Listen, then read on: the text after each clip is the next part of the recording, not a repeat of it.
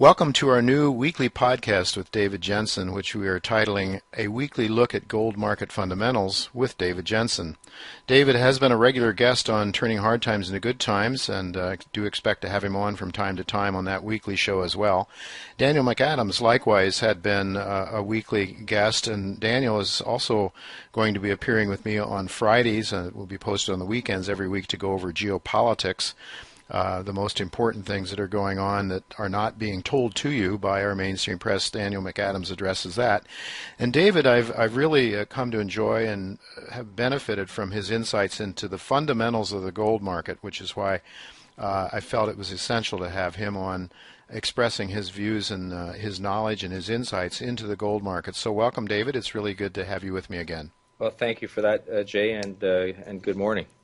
It's really good to talk to you again. I think it's so essential for people to understand what's really going on, and you as an engineer are inclined to look underneath the hood to try to understand what's driving and what's causing things to happen. And I think that you bring that very valuable skill set into this discussion. We do want to sort of update. A lot of our listeners are really quite familiar with the topics that you and I have discussed before. And one of the main ones is the GOFO rate, which has been negative now for some time, very uniquely negative. It's very unusual. Explain to our listeners why that's unusual, what it means, and where is it right now? Sure. Maybe introduce the concept of GOFO as well as the twins or the associated concepts of the gold lease rate and backwardation as well. Absolutely, sure. So the GOFO is an approximation of the LIBOR, which is the daily interest rate set in London, the London intraday bank offering rate. Yeah, GOFO is approximated by LIBOR minus the gold lease rate. And it's a reflection of which generates more, lending U.S. dollars or lending gold. And historically, lending U.S. dollars has generated a higher return. And that's because of what's commonly considered to be the concept of storage and insurance of gold. It causes an extra cost to be associated with gold leasing.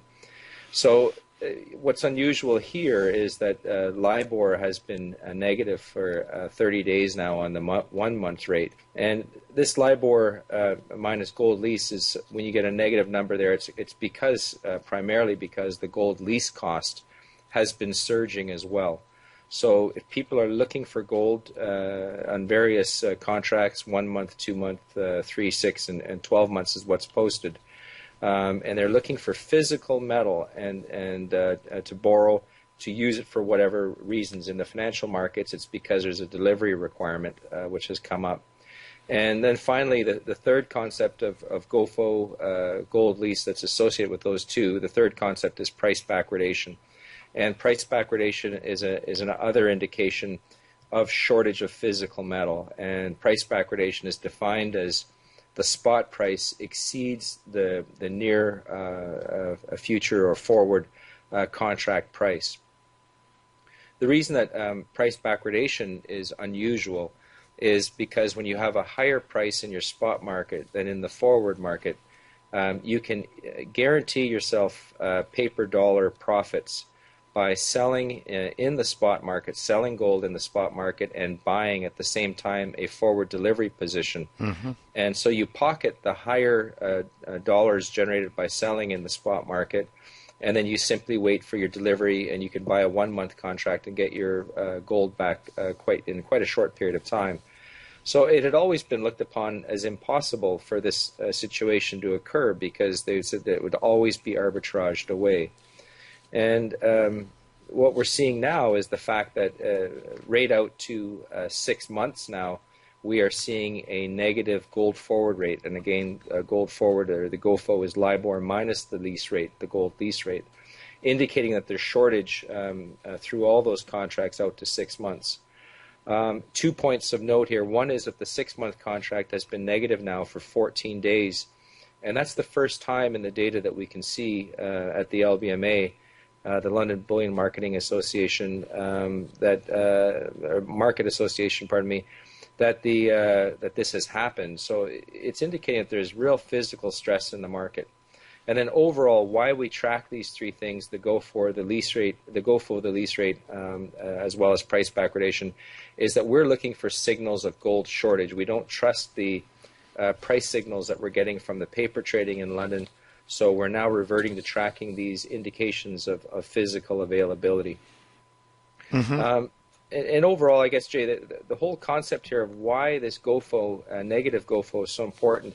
I turned to the writings of a person called Another, and we don't know who Another is, but there was a whole series of postings in the late 90s on a gold website discussing gold, and it's turned out to be very, very insightful in terms of the structure of the gold market.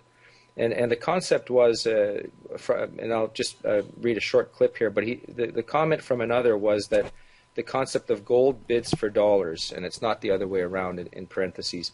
If gold stops bidding for dollars, low gold velocity, the price in gold of $1 falls to zero, and this is backwardation. Mm-hmm. So what he's saying there is that if you have a higher price for spot and a lower price in your forward contract, and that people don't take advantage of that by selling gold and then getting the dollars in return, that's an indication that you're losing faith in dollars. And what we're seeing now is that the spread is not enormous, but it's an indication that at the margins that there is insufficient gold to extinguish this backwardation that exists.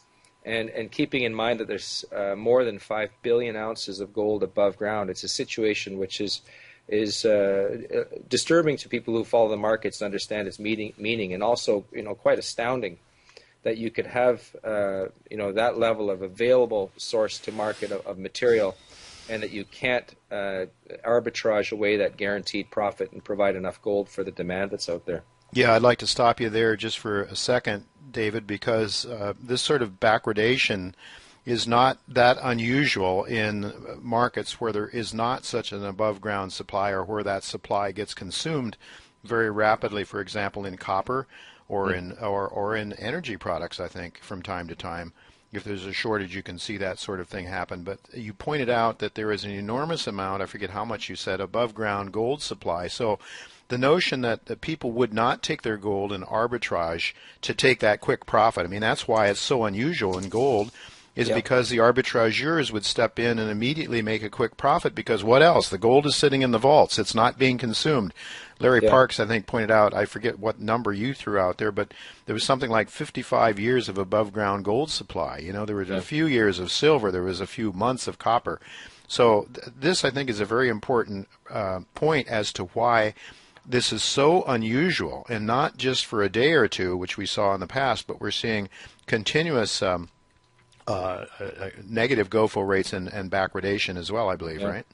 Yeah, so the gold is not bidding for those dollars. Uh-huh. It's a loss of faith of the holders of gold in dollar value, not just in dollars, but in other associated currencies as well. Mm-hmm. Now, remember, we've had a spike in the U.S. dollar index, and it's been going up strongly now for the last several months. Mm-hmm. And even despite that, it's the I call it the leper with the most fingers. But it's even though the dollar has this apparent relative strength to other paper currencies, it's still not enough to get the gold to bid for those dollars, and it's a sign of physical market distress. And it is a signal that's not being given off by the price action in the market, and I think that's really an indication of how broken and how disconnected the LBMA is from the reality of the gold market. Well, let's talk about that a little bit. The gold market trading volume is another issue that I know you wanted to bring to our listeners' attention. Talk to us a little bit about, because it's not as if, one of the things that I hear frequently, David, is that, some of my colleagues even that speak on at the Cambridge House conferences and so forth, the Keynesians primarily, they're always saying, well, gold is such a small market. What are you worried about? But you're pointing out some statistics here that suggest that gold is anything but a small market, that in fact, at least the paper gold market that's traded is very, very large. Could you put that in perspective for our listeners? Yeah, I just chose the NYSE trading volume, and what I'll do for our next discussion, Jay, is I'll bring up the daily oil volume of trading for a comparison. But let's just start this week with comparing it to the New York Stock Exchange. And if we look at the recent trading activity, it's been averaging about $50 billion with a B per day in trading volume. It spiked in the spring in one day to $120 billion, but it's been averaging about $50 billion a day. The LBMA in September, which is the most recent month they posted data for, is about 160 million ounces a day. And that translates into, in round numbers, about $192 billion per day of the volume of trading of gold. So it's almost 4 times the daily trading volume of the New York Stock Exchange. That's incredible. I mean, Yeah. I don't think hardly any. I mean, this is sort of news to me. I knew it was bigger than people thought, but I had no idea it was that much larger than daily stock exchange trading. Considering it's a physical, notionally a physical asset, it is quite surprising. Mm-hmm. You can have trillions of dollars traded in the currency markets, but I mean, those are just nothings that are being rapidly traded back and forth. Sure. But this is notionally a physical asset that's still grounded back into physical assets. And it is an astounding volume. And if we look back in data back to June of 2013, the LBMA traded about 290 million ounces on average per day in 2013 June of 2013, and that equates to about $400 billion of daily trading volume. So it's not an insignificant market. It's not a minuscule market. It can be looked at being small in terms of the open interest value, and we'll touch on that in a minute. But it is certainly not a vanishing market or an insignificant market. The whole thing is, what we're talking about here, though, is leverage. We're talking about a paper market as opposed to the real physical market. As you say, it's a notional physical market. Mm-hmm. Could you put that in perspective? What sort of leverage are we talking about on the LBMA, for example? Well, the number that came out in the testimony to the CFTC back in, I believe, 2010 was that there was 100-to-1 leverage. And Jeffrey Christian said, of course, that's true. He's from CPM Group currently, and I believe he came from Goldman Sachs, from J. Aaron and Son, who were kind of at the epicenter of what I consider to be gold manipulation over the last couple of decades. But when we look at this 100-to-1 leverage that's tossed around, and we can maybe see that in terms of an estimate of the open interest in London. If we use September's of this year's 160 million ounces a day, and if we use a 2 times daily trading volume to estimate the open interest, it's about a 320 million ounce open interest of physical gold notionally. Wow. And if we use a 3 times trading volume, and these are just estimates because the LBMA refuses to divulge these numbers, but if we use 3 times the daily trading volume, it would be an open interest of about 480 million or 500 million ounces of gold. Incredible. So we're looking at like over 5 years of global gold production. Huh. And so the open interest is, as the LBMA states itself, is primarily unallocated or virtual gold contracts that are being traded with only a notional backing of a percent or a few percent of gold backing them. So, when we look at this trading volume that's going on, we now have 2 things that are creating leverage in the system. We have one is the unallocated trading positions that I just touched on, and then the second thing is really rehypothecation of forward contracts. And a forward contract is the delivery in the future of gold. So a mining company might enter the market and forward sell gold and get cash now for operations. Sure. But the reason you get leverage in that is if someone borrows a forward contract and then they sell spot. Mm-hmm. And that creates a short position in physical. So they're selling spot physical gold by borrowing a contract for forward delivery, accessing the physical gold, and then selling it immediately. Mm-hmm. So you're really now creating 2 owners of that forward contract, one person who you owe the contract to, and then the people who you've just sold it to.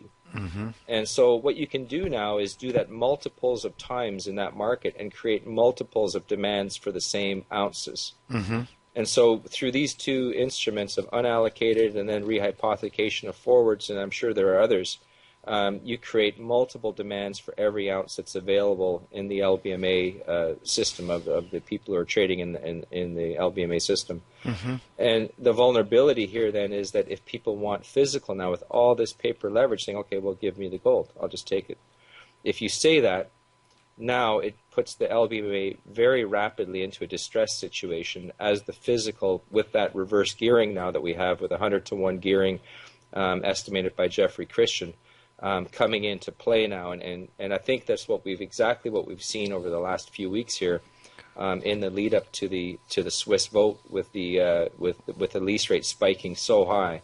So that's why we've been seeing this negative GOFO, this lease rate, 1 month lease rate spiking above even the 1 year lease rate the other day, and why we're seeing this backwardation. Is this all of a sudden a growing number of people, probably around the margins, not too many people yet. I think most of the people I know and talk to are not thinking there's any kind of great urgency yet to own the physical metal. They're quite content to go on the COMEX or wherever and believe that they actually own the gold as well as if they held it in their own vaults. Yeah, I think that what we have now is we have really secular trends, long-term market trends which are in play, which is not everybody, but many are now understanding the leverage in the system and are wanting the physical. We have the Chinese, the Asian buyers overall. India is buying, Russia is buying, and observant people globally are understanding the leverage that we have, this enormous global debt that we have, and that it's unsustainable, and they can see where it ends up, and now are buying physical gold. So while this Swiss vote was a transient factor spiking the lease rate, it really was amazing because the Swiss vote was about 1,500 tons bought over 5 years. Nothing. So it's 300 tons a year, versus mine supply of 2,900 tons per year. And China last year alone delivered almost 2,196 tons out of the Shanghai Gold Exchange vaults in 1 year. Yeah, so it's a fraction really of that, and that was enough to create the distress in the London market. So I see what's happening right now is that the Swiss vote was a factor. It may have resulted in some calls of some of these forward, these gold shorts who had borrowed forwards to deliver them back, and it might have caused a hiccup in the system. But I think what we've had now is a very clear example for everyone to see, Jay, of just how leveraged the system is, and really the vulnerability of those who are short gold, and those who, more importantly, I think, who have lent gold. There's now an understanding of, okay, wow, we really saw these lease rates explode. They inverted where the 1 month went above the 1 year rate. And just, for a sense of scale here, I mean, the 1 month rate went from 0% on September 17th to about 0.72% on December 1st. And that was, I said, was above the 12 month rate. So, we've really had a hiccup and an inversion in the gold leasing market, indicating that there is true physical shortage in the market of available gold. And I think it's very, very difficult to put this back in the box again now that the market has been exposed in real terms. And it's been a lesson, I think, for those who have lent gold out there, really how vulnerable they are. Yeah, I've had to go scramble to get supply when they were demanded to deliver. Now I just have to think, though, that if the LBMA were to blow up and become insolvent, essentially, there has to be a tremendous full court press being put on the minds and hearts of millions of investors to try to keep them contented to own dollars, and to keep them into this paper game, to keep them into this Ponzi scheme, as it were. So the Swiss vote, of course, there was a tremendous pressure put on and propaganda put out there by the Swiss central bank and by the establishment, essentially. But we should expect this, I suppose, is that what you see on television, what you get in the mainstream media, is going to tell you, guys like David Jensen are nut jobs. I mean, there's nothing. I mean, Ron Paul, any of us who believe that you should actually own gold. We're just a throwback to the barbaric days of the past. Yeah, but there's been a lot of effort to dissuade everybody, and the Western investors, in particular, the price followers, are dissuaded by this, by the price not moving. And I mean, I recall an article that you and I shared with our discussion group there from Bloomberg, I believe it was in September, saying that the gold price, or the gold, is going to be driven by the U.S. dollar strength and nothing else. Yeah, and that physical was not a factor, and we can see why now. It's we can perhaps see why with this recent activity of enormous stress in the gold system and the price not being able to respond. Although I must comment on Sunday night and Monday's action in the market. I believe Stephen Lieb commented on that on King World about the fact that every offer was hit by a bid on the market as that heavy selling happened after the Swiss vote, and that everybody was really in a state of shock of the strength of the buying coming into the market. We have really secular trends here, and the secular trends are we have transient issues like the Swiss vote and other things, but the secular trend here is ownership of and possession of physical gold in the market. And I think that really that the recent activity here over the last couple of months has really been the opening shot now to a transition in the gold market. And I do think that we're going to have multiple defaults on the LBMA because of this leverage system which has been created over the last couple of decades, and the fact that it's going to self-destruct now, because it really is a Ponzi scheme, just as our monetary system is a Ponzi scheme that always has to be increased, and people have to be kept out of awareness of it. David, I would like to ask you to help put something in focus for our listeners. I think most people believe that gold is something to own in a period of inflation when prices really rise dramatically. Now, what we're seeing in the economy, I think there's some real valid reasons for central bankers to be concerned about deflation in terms of just a total decrease in the price of everything potentially. With a massive deflation, we started to see it briefly in 2008, 2009 with Lehman Brothers, but there is good reason to believe that the bottom could fall out of this market. And so most people are sort of programmed to think that that's not what you want. You don't want to own gold in that case. You want to own dollars. Why are they wrong? And maybe you could also talk a little bit about John Exter's inverted pyramid, because I think that sort of brings it into focus. Yeah, deflation has historically been defined as gold buying more, first of all. That's a very basic point to start at.